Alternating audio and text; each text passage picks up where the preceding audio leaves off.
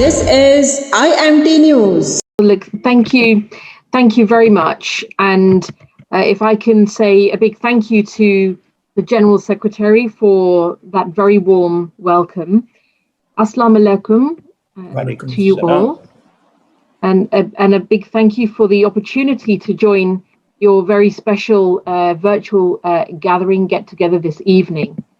Many of you will know my name is Seema Malhotra. I'm the Shadow Minister for Business and Consumers in the UK Parliament as well.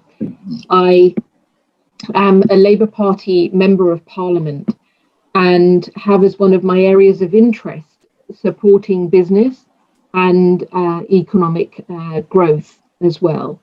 And it is a huge pleasure and honour to be here in your presence with you all, to be here with you, Mr. General Secretary. I understand, I think your president was coming on the call or contributing, Mr. Vice President as well, and our Regional General Secretary, Memon as well. And I want to just share a few thoughts.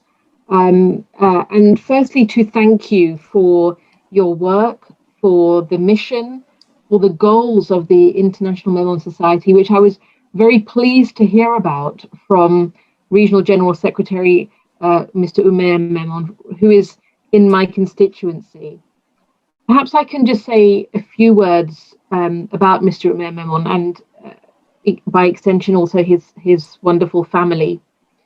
He is a leader in our community, and what's been very clear to me in the years that I have known him is his compassion, his sense of humanity, and how that has driven his beliefs in his personal political work, but also our community work. He has been steadfast in his support for me as the Member of Parliament, but our activities for the improvement of the whole community and its economic and social well-being. He was steadfast also with my predecessor, Alan Keane. And one thing I will share is that for a Member of Parliament to have the support of such individuals and families, their experience, their advice, their wisdom, what they're able to bring and share with networks like this wonderful International Memon organization around the world, those voices that can come through to share that experience and give different perspectives. These opportunities, these voices, this input for a Member of Parliament, it gives us the chance to stand taller in Parliament and to be able to speak in a more informed way on the great affairs of state, but also the well-being of our nation and the well-being of our world. That's also why I've been very keen to learn more about your organization, the work it does, the support it provides, the way it does that in such a selfless way to improve the socioeconomic and educational and cultural and other physical well-being of all in the Memon community around the world. I know that many of you will be people of business as well. I grew up myself in my father's small business in Hounslow, where we are in the UK. And business is, I think, a real noble profession because it is also about building jobs and prosperity wherever you may live or whoever you may be trading with. And building prosperity and wealth is part of what drives the well-being of all in our communities.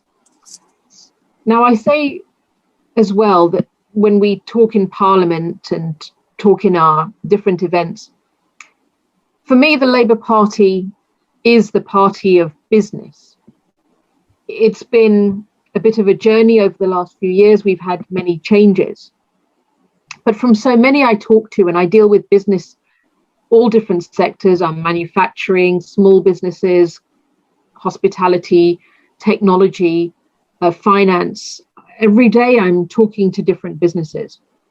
But I know very much that business is very open to the Labour Party to listen to what we have to say, the need for a constructive dialogue and a renewed relationship, and to deal with the challenges that the business community faces, whether it's difficulties trading with nations, or it's finding and supporting skilled staff, or it's dealing with some of the costs of doing business that are holding back many today, not just in our nation, but across the world, also driven by international price rises in energy, oil, and other issues.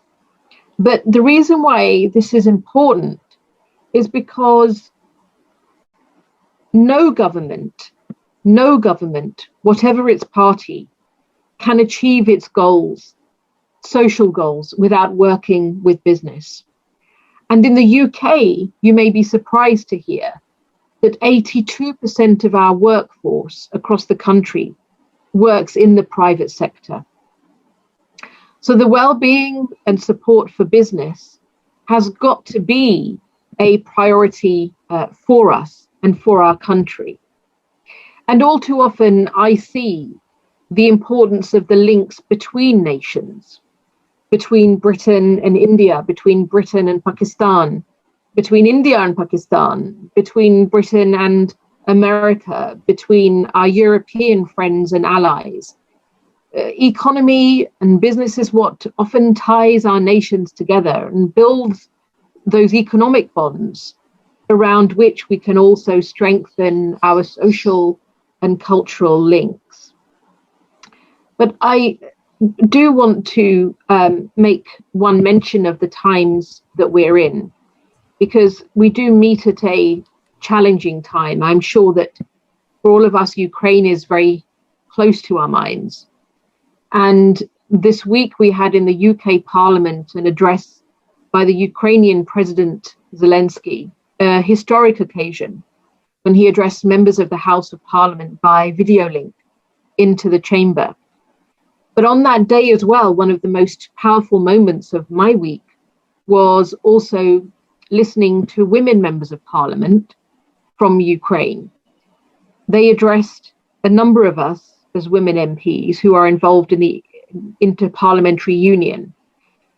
And we were able to say to them that on International Women's Day, that we stood with the women of Ukraine as they saw their brothers, fathers, sons, husbands be left behind as they traveled with their children to try and reach safety. So on these challenges of today, internationally, in our economy, in our society, look, I believe one thing very strongly, and that is that to get the very best decisions, we need our diversity and our inclusion at every level. That means all our faiths, backgrounds, our community organizations, means young and old coming together, means rich and poor being involved. It means everyone, men and women from all the parts and fabrics of our society. This is why last night I also hosted a reception for women in business as part of our International Women's Week. And it may interest you to know that only around 16% of small business employers across the UK are women-led businesses. And that's less in the UK than in many other countries, I think even in India and possibly even Pakistan. And it's one of the reasons why we believe very strongly in having a policy to support startups, 100,000 startups over 5 years, and to have ways in which we improve access to finance and skills and knowledge and level the playing field across our country for men and women in business. But I'll just close by saying that for all of you and with all of you, it's truly a pleasure and an honor to be here tonight, because what is so clear to see is the support that you bring to each other's lives, to each other's families, the love and that welfare that is a true example in a world that is often far too much encouraging us to think just of ourselves rather than our family and community. And the inspiration and the encouragement that you bring to each other, I know truly makes a difference. And inspiration is what will breed aspiration in the next generation as well. And so I'm very honored to have joined with you, to be having this conversation, to be getting to know you and your work. And I know that achieving success, which is part of your dialogue today, is what we want to see every human be able to do. And I thank you for your work in that endeavor. Rakshinda Zahid, IMT News, London.